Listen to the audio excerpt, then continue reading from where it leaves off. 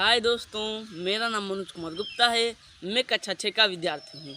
मेरे विद्यालय का नाम यूपीएस घोसियार बलरामपुर है। आज मैं महान व्यक्तित्व के 13 पाठ आल्हा उदल का सारांश सुनाने जा रहा हूँ। हमारे देश में समय समय पर वीरों ने जन्म लिया, जिन्होंने अपने बल, शौर्य, पराक्रम और साहस से अपने देश को ही नहीं बल्कि पूरे विश्व को भी प्रभावित किया है। ऐसे ही दो महान वीर हमारे देश की धरती पर जन्म लिए, जिन्हें हम आल्हा और उदल के नाम से जानते हैं। वास्तव में इन दोनों महावीरों का चरित्र एक वीरत्व मनोरथ गाथा है। ये दोनों सगे भाई थे। आल्हा और उदल सगे भाई थे। इनके पिता का नाम देशराज और माता का नाम देवल था। देशराज और वत्सराज सहोदर भाई थे।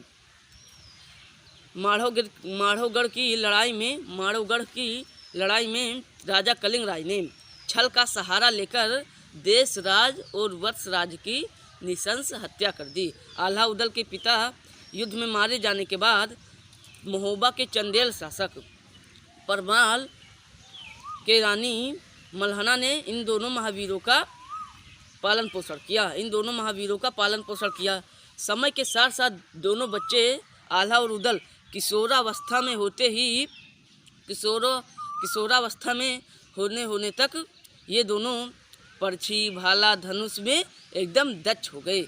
एक दिन दोनों भाइयों ने कहा, चलो आज शिकार पे चलते हैं। दोनों भाई शिकार पर चल दिए, पर सुबह से संध्या हो गई, उन्हें कोई शिकार नहीं मिला। सुबह से संध्या हो गई, उन्हें कोई शिकार नहीं मिला। आल्हा कहे भैया चलो लौट चले घर। लेकिन उदल एक दृढ़ और निश्चयी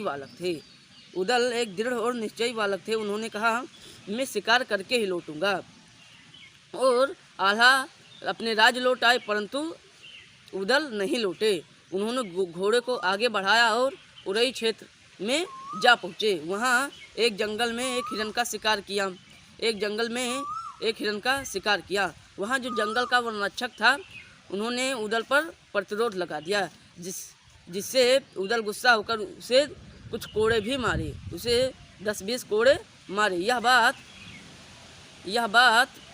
वनरक्षक ने अपने राजा महिल परिहार को बताया। इससे महिल परिहार गुस्सा हो गए और अपने पुत्र अभय सिंह को उस शिकारी उदल को दंड देने के लिए भेजा।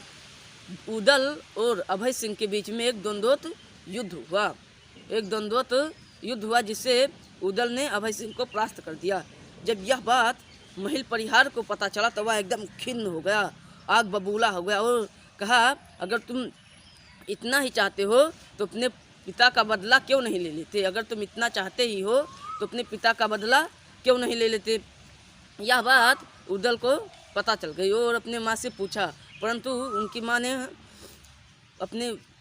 माँ ने उदल के पिता के बारे में, बीमारी के बारे में बताया और यह बात दरबार में भी चर्चा होने लगी। तभी उदल वहाँ पहुँच गए। उनके कानों तक यह बात पड़ गई।